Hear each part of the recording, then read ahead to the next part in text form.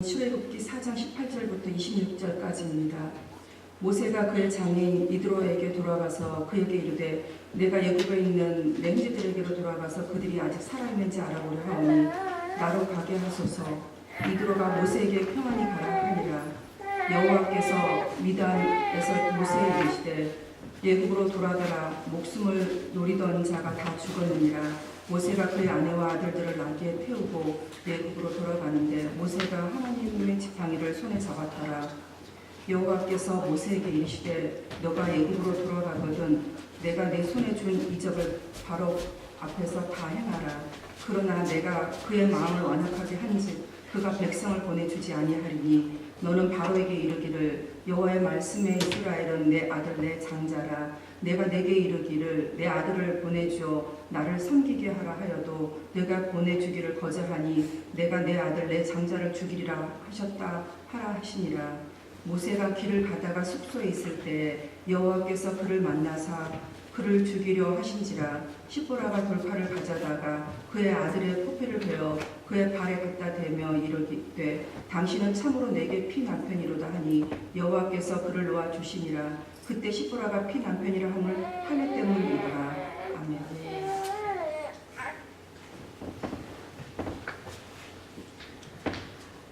네, 감사합니다. 오늘 박충래 지사님께서 본문의 말씀을 읽어주셨는데 오늘 본문의 말씀을 통해서 하나님의 지팡이를 손에 잡았더라. 오늘 본문에 있는 말씀 그대로 제목을 가지고 함께 은혜를 나누기를 원합니다. 이 시간 우리 옆 사람과 함께 다시 한번 인사 한번 나눌까요? 주의 사랑으로 사랑합니다.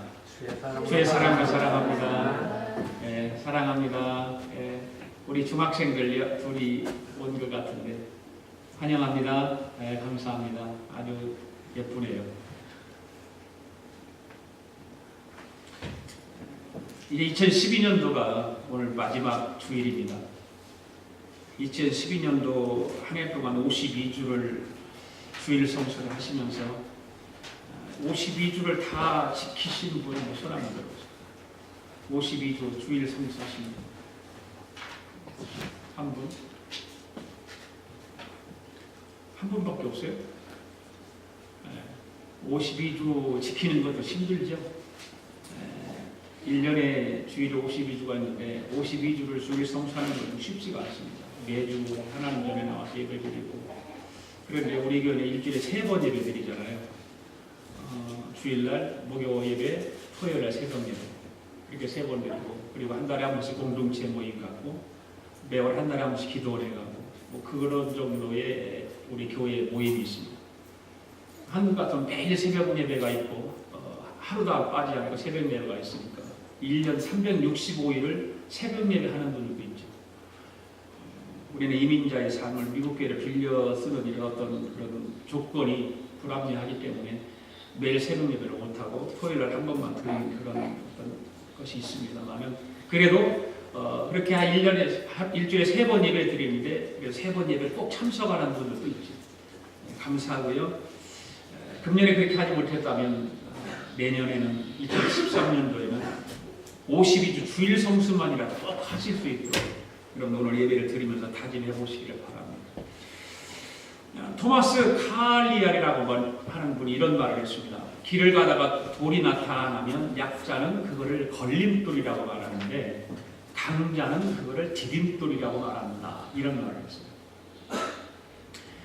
그 말은 무슨 말이냐면 인생의 길을 걷다가 어려운 일을 만났을 때에 약자는 그 일에 걸려서 넘어져서 살아가는 사람입니다. 걸림돌이 되는 거죠. 그래서 인생에 큰 낭패를 겪지만 강자는 그 일을 디딤판으로 삼아서 인생의 큰 도약을 갖게 되고 그것을 통해서 성공하는 그런 것을 맛보게 된다 그 말입니다. 여기서 약자와 강자의 차이점이 무엇일까라고 하는 것을 한번 생각해 보기를 원합니다. 인생길에서 만나는 어려운 일을 걸림돌이라고 하는 생각과 또 그것을 디딤돌이라고 생각하는 그 차이겠죠. 약자와 강자의 그 차이점은 어떤 사람은 약자는 걸림돌이라고 하는 것을 이야기하고 강자는 그것을 디딤돌이라고 하는 그 차이입니다. 약자는 똑같은 어려운 일을 만나서 그것이 자기 인생을 걸림돌이라고 생각하는 데 비해서 강자는 그것을 자기 인생의 디딤돌이라고 생각한다 그 말입니다. 차이죠. 그것이 차이점입니다. 우리가 인생을 살다 보면 때로는 어떤 큰 일을 만났을 때 가슴이 철렁 않는 그런 순간을 맞이할 때가 있습니다. 그럴 때 우리는 내 입에서 뭔 말이 나오나요? 아, 큰일 났다. 어떻게 하면 좋지? 뭐 그런 말들을 하지 않습니까?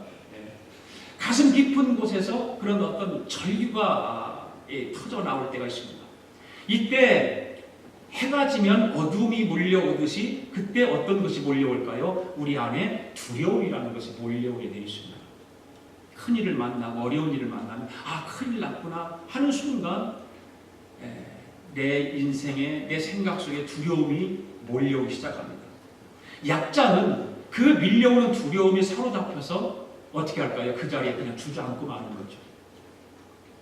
그래서 그 어려운 일이 걸림돌이 되고 마는 겁니다. 약자는 그렇습니다. 그것이 걸림돌이라고 생각하고 걸림돌이라고 그렇게 믿고 있는 사람은, 그래서 아참 큰일 났구나라고 하는 사람은 그 일로 인해서 그것이 결국 그 인생의 걸림돌이 되고 마는 것입니다. 그에 비해서 강자는 그 두려움을 극복하고 앞으로 나아간다고 하는 것이요. 그래서 어려운 일이 디딤돌이 되게 하는 것입니다. 어려운 일이 걸림돌이 되는 것이 아니라 어려운 일이 그걸 바꿔서 디딤돌이 되게 하는 것입니다. 결국 약자와 강자의 차이는 인생의 어려운 순간에 밀려드는 두려움을 어떻게 처리하느냐에 따라 달려 있습니다. 어떻게 그걸 처리하는가, 어떻게 생각하고 어떻게 그것을 헤쳐나갈 것인가의 차이가 바로 그것입니다. 그러면 두려움을 처리하는 모습이 왜 그렇게 다를까? 왜 약자는 두려움에 사로잡히는데 강자는 두려움에 극복할 수 있을까? 왜 그럴까요, 여러분? 무엇 때문에 그럴까요? 우리가 신앙적으로 한번 생각해 본다면 바로 믿음의 차이인 것입니다. 많은 사람들이요, 교회 나오면 예수 믿습니다, 예배 드립니다, 기도도 열심히 합니다. 그런데 어떤 큰 일을 만났을 때 그것을 걸림돌로 생각하는 사람이 있어요. 신앙생활 해요, 교회 다녀요, 예수 믿어요. 그런데 어떤 사람은 그것을 디딤돌로 생각하고 헤쳐나가는 사람이 있습니다. 그 차이가 뭐냐? 믿음 때문에 그렇습니다. 믿음의 차이. 약자는 믿음이 연약해서 두려움이 밀려올 때 믿음이 흔들리게 되고 결국 두려움에 사로잡히고 만다는 사실이죠. 그러나 강자는 두려움이 밀려올 때 믿음에 굳건하게 자리를 지켜줄 수 있다는 거예요. 믿음 때문에. 그 믿음이 그것을 지켜주는 것입니다. 결국 그래서 그 믿음을 통해서 두려움을 물리치게 되는 것입니다. 사실 믿음과 두려움의 관계는 빛과 어둠의 관계라고 말해도 괜찮을 거예요. 빛과 어둠의 관계. 우리 어렸을 때 시골에서 자라면서 호롱불을 켜서 키고서 하는 적이 있습니다. 등잔불, 조그마한 병 이만한 데다가 소리를 넣고 신지를 담아서 불을 켜놓고 살을 때가 있었어요. 그 빛은 방 전체를 비추지 못합니다. 어딘가는 어둠이 좀 있어요. 그 불빛이 좀 멀어진 데는 어둠이 있습니다. 그러나 전기가 들어오면서 형광등을 갖다 켜면 그 방 안에 어둠이라고 하는 것은 없어지는 거예요. 밝아지는 것입니다. 방 안 전체가 밝아지는 것입니다. 예를 들어서 여기에도 지금 이 전기불이 없다고 생각해 봅시다. 창문들은 다 닫혀 있는데, 그래서 다 닫혀 있다고 생각하면 깜깜할 것입니다. 거기에 호롱불을 켜면 밝지 않습니다. 그러나 이 전기가 들어가기 때문에 전체가 밝게 되는 것입니다. 우리 마음의 믿음이 굳건하면 두려움이 극복되는 것입니다. 그러나 우리 마음의 믿음이 연약하여 여전히 두려움이 남아있어서 그 두려움 때문에 불안하고 약해지는 것입니다. 믿음이 약해지기 때문에, 믿음이 약하기 때문에. 그러면 두려움을 극복할 수 있는 믿음이란 무엇일까요? 그 두려움을 극복할 수 있는 믿음이란 무엇일까요? 우리가 잘못 생각하면 믿음을 신념이라고 생각할 수도 있어요. 신념. 그러나 믿음과 신념은 다릅니다. 신념이라고 하는 것은 나는 할 수 있다라고 하는 거죠. 나는 할 수 있다. 확실히 하는 것을 말하죠. 내 안에 잠재력이 있고요. 또 내 마음에 굳건한 굳게 어떤 생각을 갖고 그것만 있으면 얼마든지 할 수 있다라고 믿는 것. 바로 이런 것이 바로 신념이죠. 할 수 있는 부정적인 사고를 버리고 적극적인 사고를 갖는 것을 바로 신념이라고 말하는 것입니다. 이런 신념은 그런데 두려움을 극복할 수 없다는 거죠. 왜 그럴까요? 금방 사실이 밝혀지기 때문에 나는 할 수 있다라고 시작했지만 그것이 나중에 가서는 나는 할 수 없다라고 바뀌어지는 거예요. 심령은 그런 것입니다. 곧 드러나는 것입니다.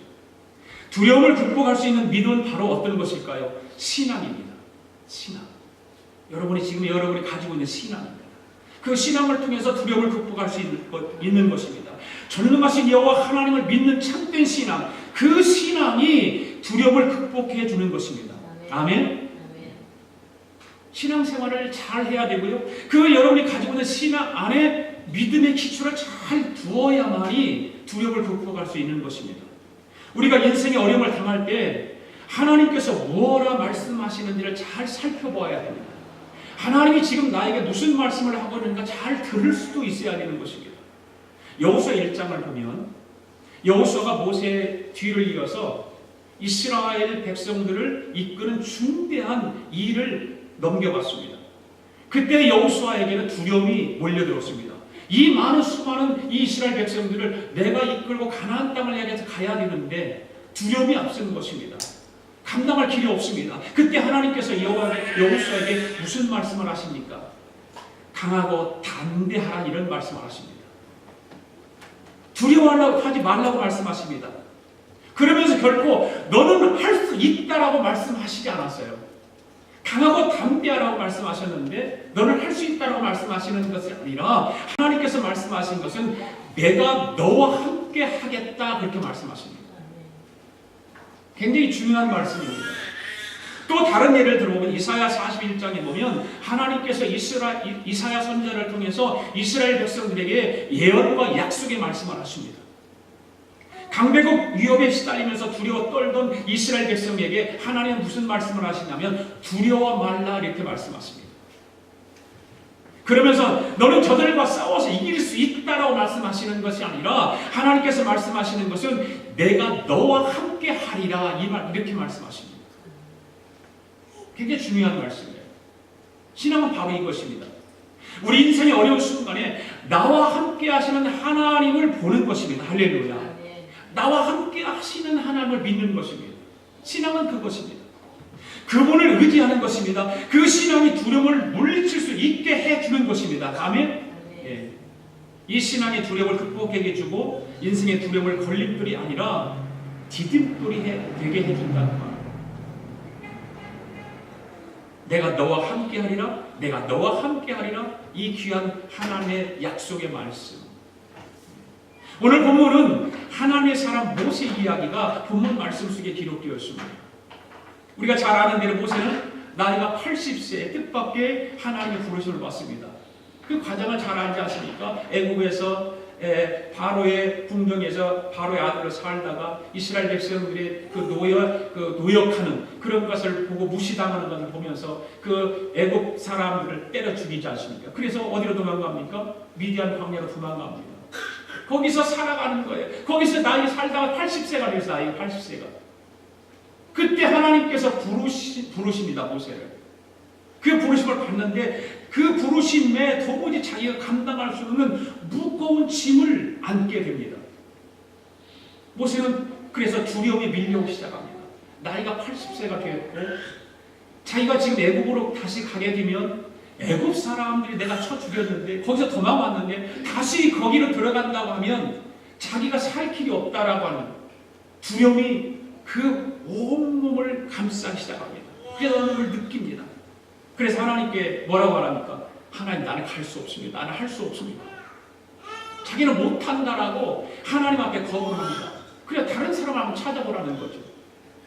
그래서 성경을 자세히 살펴보면 모세가 하나님 말씀에 4번이나 거부를 해요. 나는 못 합니다. 나는 안 됩니다. 왜 그랬을까? 그때 모세에게 믿음이 없었어요. 믿음이 없었기 때문이었어요. 하나님께서 그런데 그 모세를 부르시면서 많은 인내를 하십니다. 많은 인내를 하시면서 모세의 믿음을 하나씩 세워가기 시작합니다. 잘 출애굽기를 읽어보세요. 모세의 믿음을 하나씩 세워가면서 모세에게 네가 할 수 있다고 말씀하지 않으셔요. 그리고 그리고 연약한 믿음을 굳건하게 하시면서 모세에게 제일 먼저 하시는 말씀이 뭐냐면 내가 정녕 너와 함께 있으리라 이런 말씀을 하세요. 내가 정녕 너와 함께 있겠다라고 하는 그 약속의 말씀을 모세에게 들려주고 모세가 그걸 받아들이기 시작하는 것입니다. 모세가 자기는 할 수 없다고 말했을 때에 하나님 동의하셔요. 예. 그리고 뭐라고 말씀하시냐? 네가 하는 것이 아니라 바로 내가 너와 함께 하여서 내가 한다. 네가 하는 것이 아니라 내가 한다라고 하나님은 말씀하시는 것입니다. 그 다음으로 하나님께서 모세와 함께 하신다는 증거를 주시죠. 그가 바로 오늘 본문에 나와 있는 말씀 하나님의 지팡이입니다. 하나님의 지팡이. 모세는 하나님의 지팡이를 들고 나서야 하나님께서 함께 하심을 굳게 믿을 수 있었습니다. 모든 두려움을 다 물리칠 수가 있었습니다. 그래서 순종하고 어디로 들어갑니까? 다시 애굽으로 들어가는 것입니다. 오늘 보면 20절 말씀을 다시 한번 읽어볼까요? 시작. 모세가 그 아내와 아들들을 나귀에 태우고 애굽으로 돌아가는데 하나님의 지팡이를 손에 잡았더라. 하나님의 지팡이를 손에 잡았더라. 이 말씀 한번 우리가 그 제목입니다. 오늘 본문의 제목. 이제 출애굽의 대역사를 일으키기 위해서 애굽으로 떠나는 그 모세의 일행의 모습을 설명해 주는 말씀입니다. 미디안 광야에서 그 수많은 세월을 보내면서 그곳에 있다가 하나님의 부르심을 받아 이제 다시 애굽으로 들어가서 이스라엘 백성들을 이끌고 가나안 땅을 향해 가기 위해서 지금 애굽으로 다시 들어가는 것입니다. 다른 여행 때와 다른 차이는 한 가지뿐입니다. 뭘까요? 모세가 하나님의 지팡이를 잡았다는 것입니다. 하나님의 지팡이를 잡았다는 거예요. 그러면 여기서 모세가 잡았던 하나님의 지팡이는 무엇일까요? 오늘 보면 바로 앞부분을 보면 4장 17절에 보면은 너는 이 지팡이를 손에 잡고 이것을 가지고 이적을 행할지니라 이렇게 말씀하고 있습니다. 하나님께서 모세가 양을 칠 때 들고 다니던 그 지팡이를 손에 잡고 애굽으로 가라고 말씀하시는 것입니다. 그러니까 모세는 늘 들고 다니던 그 지팡이를 다시 잡고 애굽으로 갔는데 오늘 본문에서는 그 지팡이를 뭐라고 말씀하고 있습니까? 하나님의 지팡이라고 말하고 있는 거예요. 하나님의 지팡이라고. 그러니까 모세의 지팡이가 하나님의 지팡이로 변한 것입니다. 물론 재질이 다른 것도 아닙니다. 평상시 모세가 가지고 다녔던 지팡이입니다. 그저 흔한 광야 어디서나 쉽게 찾을 수 있는 그런 지팡이입니다. 그 지팡이가 무슨 기능이 달라진 것도 아닙니다. 로봇처럼 자기 스스로 길을 찾아간다든지 빛이 나서 어두운 길을 밝혀준다든지 어떤 새로운 기능이 추가된 그런 지팡이가 아닙니다. 그냥 평상시 모세가 가지고 있던 지팡이입니다. 그런데 한 가지 다른 것이 있습니다. 바로 하나님의 약속이 믿음으로 들려졌다고 말입니다. 하나님의 약속의 말씀을 믿음으로 들었다고 말입니다. 그것이 달라진 것입니다. 하나님께서 함께 하신다는 그 약속이 이 지팡이 위에 얹혀진 거예요. 이제 모세가 이 지팡이를 잡고 있는 한 하나님께서는 모세의 곁을 떠나지 않으실 것입니다. 바로 이 점 때문에 똑같은 지팡이지만 하나님의 지팡이라고 불렀던 것입니다. 많은 분들이 오해를 하는 부분도 있을 것입니다. 모세가 하나님과의 아주 특별한 그런 만남을 가진 뒤에 그동안 들고 다니던 지팡이를 던져버리고 하나님께서 다른 것을 주셨을 것이다. 아마 그것을 들게 되지 않았나 그렇게 생각하는 분도 있을 것입니다. 마치 도깨비의 방망이 같은 것을 들고 놀라운 능력을 행하고 위대한 역사를 일으킨 것처럼 오해할 수도 있습니다. 우리도 하나님께 남다른 은혜를 받고 나면 하나님께로부터 아주 특별한 무엇인가를 받을 것이라고 생각하잖아요. 은혜 받으면 그렇잖아요. 어떠세요? 그래서 직업도 새 직업을 갖게 되고 상황도 달라지고 전혀 다른 사람을 만나게 되고 그렇게 생각할 수 있죠. 그런데 그런 것이 아니죠. 은혜 받는다고 우선 환경이 바뀌어지는 것이 아니고 새 사람을 만나는 것도 아니라 모세가 전에 들었던 지팡이를 다시 들었던 것처럼 우리에게도 겉으로 보이는 변화는 없다고 말해요. 겉으로 보이는 건 없어요. 은혜 받아도 겉으로 변하는 건 없어요. 보이는 게 없어요. 단 하나, 하나님께서 모세와 함께 하신다는 그 약속 때문에 모세의 지팡이가 하나님의 지팡이가 된 것처럼 하나님께서 약속하시는 그 약속이 덮여진 그것이다 그 말이에요. 하나님께서 약속하신 그 약속이 우리 삶 속에 더해진 거라 그 말입니다. 그것이 달라진 것뿐이에요. 우리 겉모습은 달라진 게 없어요. 겉 환경은 달라진 게 없어요. 겉 환경은 똑같아요.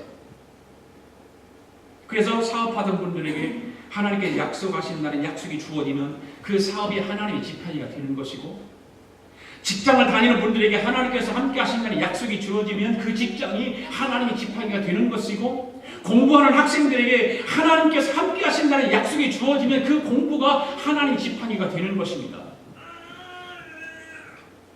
그렇습니다. 하나님께서 함께 하신다고 약속하시면 지금 내가 하고 있는 일, 지금 내가 붙잡고 있는 것들, 그것들이 하나님의 지팡이가 되는 줄로 믿습니다. 그래서 중요한 것은 내가 지금 무엇을 하고 있느냐가 중요한 것이 아니라 내가 누구와 함께 있느냐가 중요한 것입니다. 할렐루야. 내가 지금 누구와 함께 하고 있느냐. 여러분들 2012년도로 살아오면서 나름대로 많은 사람들도 만났을 것입니다. 그러나 지금 현재 누구와 함께 하고 있는가? 나에게 약속의 말씀을 들려주셨던, 그 약속의 말씀을 나에게 주셨던 그 하나님과 동행하고 그 하나님과 함께하고 있는가? 아니면 지금도 세상에 누군가가 나를 도와줄 것이라고 생각하고 그 사람들과 함께 룰루랄라 하면서 그렇게 살아가는가? 한번 생각해 보기를 원합니다. 하나님께서 함께 하신다고 약속하시며 지금 저와 여러분의 모든 하는 일이 하나님의 지팡이가 되어서 능력이 나타나게 될 줄로 믿습니다. 아무리 대단하고 위대한 일을 하고 있더라도 사람들과 함께하거나 나 혼자면 그것은 여전히 모세의 지팡이인 것입니다. 그냥 모세 한 개인의 지팡이가 되고 마는 것입니다. 그러나 보잘것없는 일을 할지라도 하나님께서 함께 하시면 그것은 하나님의 지팡이가 되는 것입니다. 아멘. 모세는 자기의 지팡이가 하나님의 지팡이가 되는 놀라운 은혜를 체험했습니다. 정말 놀라운 은혜를 체험했습니다. 여러분들도 이런 은혜를 오늘 이 시간 체험하실 수 있기를 바랍니다. 가끔 재미삼아 저는 어젯밤에도 제 아내 앞에서 마술을 봤어요. 마술. 그러니까 아이고 목사가 무슨 마술을 그렇게 보냐고 얼마나 핀잔하는지 몰라요. 아 목사도 이걸 봐야 돼. 그래야 좀 세상 돌아가는 거 알고 재미가 있어. 목사가 맨날 그러면서 그래. 이런 걸 보면은 맨날 성도들하고 이런 얘기만 한다는 거죠. 이런 얘기 하면 성도라고 대화가 안 돼. 목사가 맨날 무슨 설교만 하고 하나님 얘기만 하면 성도들이 다 도망가. 그리고 그런 얘기 했는데 가끔 이렇게 마술을 하리가 보잖아요. 그 마술은 대부분 속임수죠. 근데 요즘은 그 매직을 보면 속임수 아닌 것 같기도 해요. 굉장히 하여튼 신기하고요. 너무 여러분들 한번 보세요. 인터넷으로 매직쇼 보면은요. 정말 신기한 것들이 너무 많잖아요. 정말 깜짝 놀라요. 그러면서 이 마술사들은 어떻게 합니까? 뭐 이상한 주문도 이용이다 하고 뭐 코끼리도 발리다 그래서 하여튼 깜짝 하여튼 속이는 거죠. 모세의 지팡이가 그런 것은 아니에요. 모세의 지팡이가 무슨 그런 마술을 해서 변한 것이 아니에요. 하나님께서 하신 것입니다. 이 과정에서 모세가 한 일은 무엇이냐면 이것이 오늘 하나님의 지팡이를 잡기를 간절히 바라는 우리에게 중요한 교훈을 주는 것입니다. 그렇다면 저와 여러분이 하나님의 지팡이를 잡으려면 어떻게 할까? 어떻게 할까? 첫째로 자기 지팡이를 던져야 하는 것입니다. 자기 지팡이를 던지는 거예요. 자, 4장 2절 3절을 한번 읽어볼까요? 같이 시작.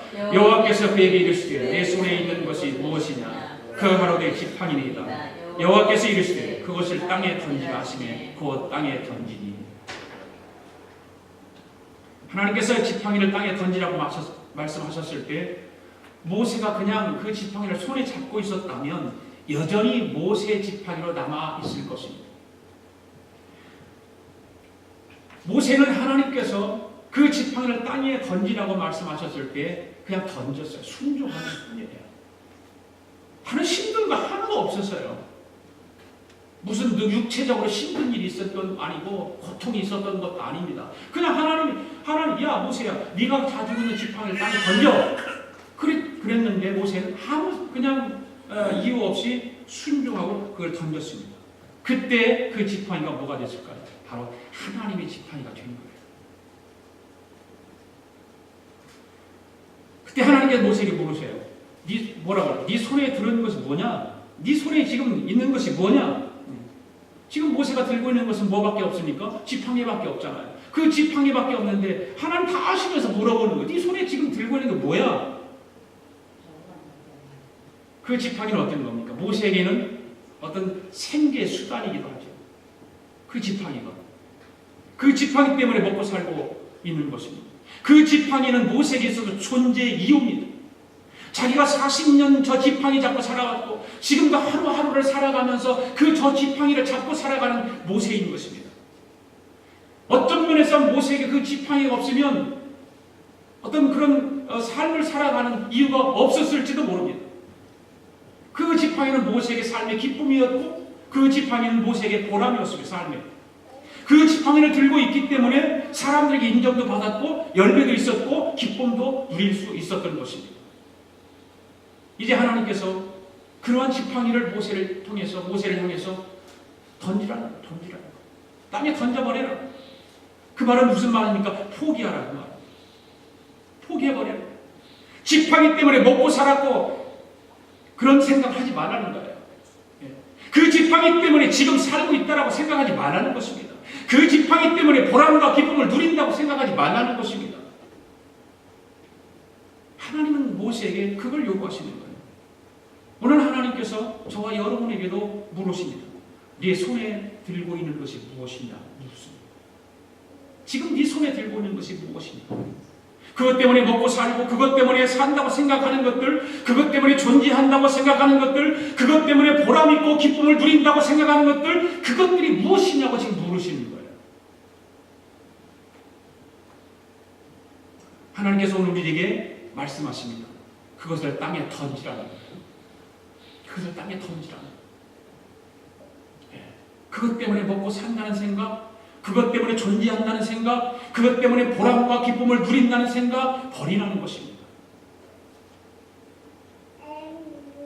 쉽지 않겠죠. 지금까지 평생 그렇게 살아왔는데 하나님이 그것들을 버리라고 한다면 하나님 나 어떻게 하라고요? 쉽지 않겠죠. 그래 모세는요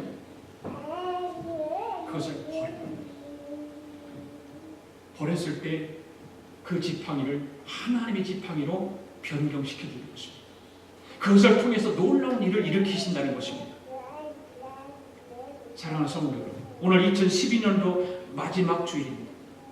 아직도 여러분의 손에 여러분의 지팡이가 잡혀 있다면 그 지팡이를 땅에 던져버리십시오. 그리하면 그 지팡이가 곧 하나님의 지팡이가 되어서 여러분의 삶에 더욱 은혜와 축복이 놀랍게 일어날 줄로 믿습니다. 두 번째로 하나님의 지팡이를 잡으려면 어떻게 할까요? 오늘 본문에 보니까 뱀의 꼬리를 잡아라. 뱀의 꼬리를 잡아라. 자, 4장 4절 말씀 읽습니다. 시작. 여호와께서 모세에게 이르시되 내 손을 내밀어 그 꼬리를 잡으라. 그가 손을 내밀어 그것을 잡으니 그의 손에서 지팡이가 된지라. 모세가 지팡이를 땅에 던지니 뱀이 됐습니다. 4장 3절의 말씀을 보면 뱀이 돼서 뱀을 보니까 모세가 무서웠어요. 두려웠어요. 뱀을 피했다고 했습니다. 두려웠습니다. 그런데 하나님께서 모세에게 뭐라고 말씀하십니까? 그 두려운 모세에게 네 손을 내밀어서 뱀의 꼬리를 잡으라. 뱀의 꼬리를 잡으라고 했습니다. 그때도 모세가 거부하지 않고 불순종하지 않고 순종했더니 다시 지팡이가 된 것입니다. 여기서 뱀은 당시 바로를 상징하는 거죠. 바로의 왕관 한복판에 코브라 뱀을 세워놓고 그림들을 여러분 봤을 것입니다. 애국 왕의 절대 권력을 상징하는 것입니다. 한 걸음 더 나가서 창세기 3장 15절에 보면 이 뱀은 사탄을 상징하기도 합니다. 하나님의 백성들을 괴롭히는 사탄의 힘을 상징하기도 합니다. 하나님께서 두려워 피하지 말고 잡으라고 말씀하는 거예요. 두려워하지 말라는 거예요. 강하고 담대하라는 것입니다. 그리고 뱀 꼬리를 잡으라는 것입니다. 여기서 뱀의 꼬리를 잡으라고 명령하셨다는 것이죠. 상식적으로 뱀은 꼬리를 잡으면 물려 죽습니다. 뱀은 항상 목덜미를 잡든지 입과 머리를 딱 잡아서 입을 벌리지 못하도록 거기를 잡아야 뱀은 꼼짝 못하는 것인데, 뱀을 꼬리를 잡으면 죽습니다. 물립니다. 그냥 독사 같은 거 꼬리를 잡았다가 그냥 독사에 물려 죽습니다.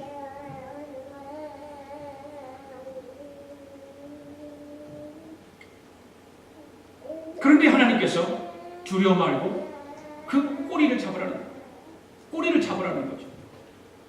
모세가 하나님께서 함께 하심을 믿고 할 수 없는 일을 하는 거예요. 도저히 상대할 수 없는, 상상할 수 없는, 엄두가 나지 않는 그 바로 앞에 담대하게 설 수 있는 능력을 하나님께서 허락해 주신 거예요. 지금 모세는 바로 앞에 서야 되는 그런 입장입니다. 그 두렵고 무서운 그 바로 왕 앞에 서야 되는 그런 입장입니다. 그런데 하나님께서 모세의 담력을 키워주기 위해서, 모세가 강하고 담대하게 만들기 위해서 그 뱀의 꼬리를 잡으라는 거예요. 뭡니까? 사탄과 정면 승부를 걸고 있는 것입니다. 그리고 당당하게 꼬리를 잡는 것입니다. 그랬더니 뱀이 다시 뭐가 됐을까요? 지팡이가 다시 됐어요. 다시 지팡이가 됐어요. 이제 그 지팡이는 더 이상 과거의 모세의 지팡이가 아니라 이제는 하나님과 함께 하시는 능력의 지팡이, 하나님의 지팡이가 된 것입니다. 할렐루야. 그래서 하나님께서 오늘 우리에게 말씀하시지 않습니까? 앞에 다가선 뱀을 두려워 피하지 말라는 거죠. 그리고 한 걸음 더 나가서 뱀의 꼬리를 잡으라 말씀하신 거죠. 뱀의 꼬리를 잡으라. 우리가 하나님께서 함께 하심을 믿고 대적 앞에 담대하게 설 때, 사탄과 정면 승부를 벌일 때 승리할 수 있는 거예요. 할렐루야. 그때 하나님의 지팡이를 잡을 수 있어야 되는 것입니다. 아멘. 사랑하는 성도 여러분, 2012년도 사탄의 장난으로 여러분이 이루지 못한 일들 때문에 두려워 떨지 마시기 바랍니다. 하나님 말씀하십니다. 뱀의 꼬리를 잡으라. 뱀의 꼬리를 잡으라. 무서워하지 마십시오. 담대하십시오. 하나님께서 함께 하심을 믿고 승부를 하십시오. 그러면 승리할 것입니다. 하나님의 지팡이를 잡으면 하나님께서 이기게 해주시고 우리를 승리케 해주시는 것입니다. 할렐루야. 그렇다면 그 하나님의 지팡이를 잡게 되면 어떤 일이 일어날까요? 세 번째로 애굽으로 나아갈 수 있는 거예요. 바로 앞에 설 수 있는 거예요. 19절 20절 읽겠습니다. 시작. 여호와께서 미디안에서 모세에게 이르시되 애굽으로 돌아가라. 목숨을 노리던 자가 다 죽었느니라. 모세가 그의 아내와 아들을 나귀에 태우고 애굽으로 돌아가는데 모세가 하나님의 지팡이를 손에 잡았더라. 아멘. 모세가 이제 모두 염려를 또 두려움을 떨쳐버리고 하나님 말씀에 순종하기로 했습니다. 도저히 할 수 없다고 핑계대며 버티던 것에 돌아서서 애굽을 향해서 나아갑니다. 오늘 본문은 이때 비로소 그 지팡이를 뭐라고 부르십니까? 바로 하나님의 지팡이라고 부르고 있는 거예요. 하나님의 지팡이. 만일 이때 다시 돌아서서 미디안 자기 집으로 갔다면 그 지팡이를 하나님의 지팡이라고 하지 않았을 것입니다. 만일 이때 다시 그 지팡이를 들고 양치는 일을 모세가 다시 했다면 그 지팡이를 하나님의 지팡이라고 하지 않았을 것입니다. 여러분, 그 하나님의 지팡이는 사명을 위해서 사용할 때만 하나님의 지팡이가 되는 것입니다. 아멘. 자기의 사리 사용을 위해서 사용한다면 그 지팡이는 더 이상 능력이 나타나지 않는다 그 말입니다. 하나님의 영광을 위해서 하나님의 그 영광과 위엄을 드러내지 않는 그런 일이 벌어진다 그 말입니다. 여기서 우리가 조심해야 할 것은 우리에게 주신 하나님의 지팡이는 오직 하나님의 영광만을 위하여서 사용해야 된다는 사실을 믿으시기 바랍니다. 모세가 애굽 바로 앞에 섰을 때 그 지팡이를 잡고 서지 않습니까? 성경을 보면 모세가 그 지팡이를 땅을 치니까 땅에 티끌이 되고 하늘을 향해서 그 지팡이를 들으니까 뇌성과 우박이 쏟아지고 그 지팡이가 이제는 모세가 양을 쳤을 때 자기 생계를 위해서 사용했던 그 지팡이가 아니라 하나님의 능력을 나타내는 당당하고 승리하는 그런 지팡이로 변화된 것입니다. 모세가 이스라엘 백성을 이끌고 홍해 앞에 섰습니다. 그 하나님의 지팡이를 들고 그 홍해를 내리쳤을 때 홍해가 갈라지는 역사가 일어나지 않았습니까? 바로 하나님의 지팡이는 우리 인생에게 있어서 큰 능력을 나타나고 우리의 큰 축복으로 다가온다는 사실을 믿으시기 바랍니다. 모세가 느비딘 산에 올랐을 때 그 지팡이를 들고 산 위에 섰습니다. 그리고 자기 손을 들고 기도합니다. 그때 이스라엘 아말렉이 물러가고 이스라엘이 승리합니다. 바로 그 지팡이는 승리의 지팡이가 되었습니다.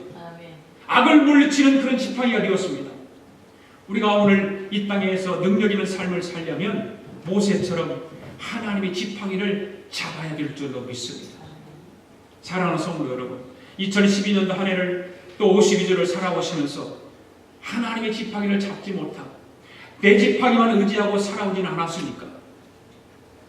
그래서 사탄이 장난으로 인해서 두려움과 고통 속에 사로잡혀 불안하게 살지는 않았습니까? 이제 우리는 하나님의 지팡이를 붙잡고 살아가야 될 줄로 믿습니다. 그래야 우리 앞에 있는 홍해를 가를 수 있습니다. 우리 앞에 있는 아말렉을 물리칠 수 있는 것입니다. 악한 원수마귀를 대적할 수 있는 것입니다. 세상과 싸워서 나와 싸워서 이길 수 있는 것입니다. 죄악과 싸워서 이길 수 있는 것입니다. 우리가 살고 있는 이 국가도 샌프란시스코 지역은 흑암의 권세, 어둠의 권세, 악한 영들이 우리를 누르고 있습니다. 바로 하나님의 지팡이를 잡을 때 그런 악한 세력을 물리칠 수 있고 어둠의 권세, 그런 것을 물리칠 수 있는 거예요. 우리가 눈만 잘못 뜨면, 생각만 자꾸만 잘못 생각하면 그 흑암의 권세, 어둠의 권세가 나를, 내 영적인 모든 삶을 눌러버리고 마는 거예요. 그래서 거기에 놀아나는 것입니다. 거기에 질질 끌려가는 거예요. 그래 하나님의 말씀을 멀리하고 예배를 멀리하고 기도생활을 게을리하고 바로 그런 것들입니다. 우리는 하나님의 지팡이를 잡고 홍해를 가르고 아말렉을 물리치고 악한 원수마귀와 이 세상의 정욕들을 다 물리칠 수 있는 그런 능력 있는 삶을 살기를 원합니다. 2013년도 새해를 기대하시면서 모세처럼 하나님의 지팡이를 잡으시고 52주 주일을 성수하시면서 멋진 하나님의 사람들이 되는 승리하는 그런 복된 성도들 되기를 주님의 이름으로 축복합니다. 기도하겠습니다. 고마우신 하나님 아버지, 2012년 마지막 주일인 송년주일에 귀하신 하나님의 말씀을 듣고 깨닫고 은혜를 주심을 감사합니다. 한 해를 돌아보면서 부족함이 많았던 모든 것들 회개하며 새해를 맞이할 수 있도록 성령님께서 인도해 주시옵소서. 하나님의 지팡이만 잡고 살아가는 성도들 되도록 은혜와 은총을 더하여 주시옵소서. 감사드리며 예수님의 이름으로 기도하옵나이다. 아멘. 우리 다 일어나셔서 예배를 하나님 찬양 함께 드리겠습니다.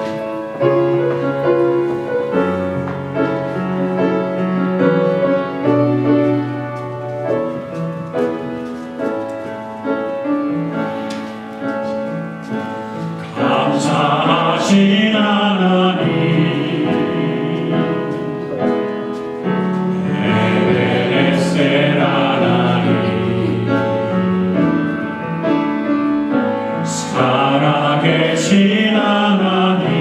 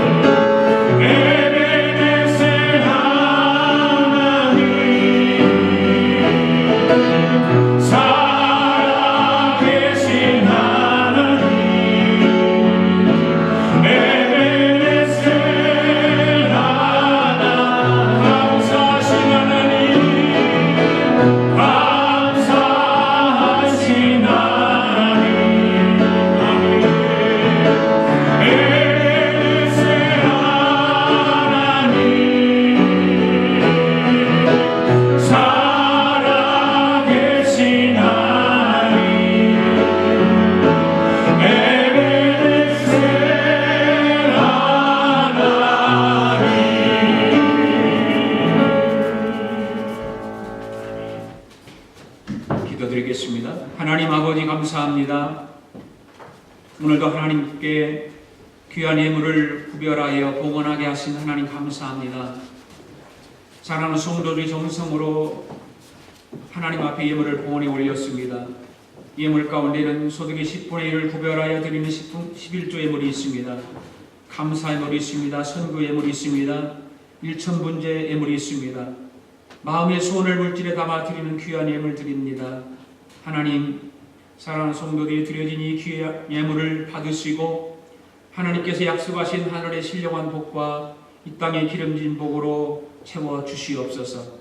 2012년도 한 해를 하나님께서 이 모양 저 모양으로 사랑하는 성도들의 가정과 삶을 인도하시고 축복해 주셨던 하나님 아버지, 참으로 감사합니다.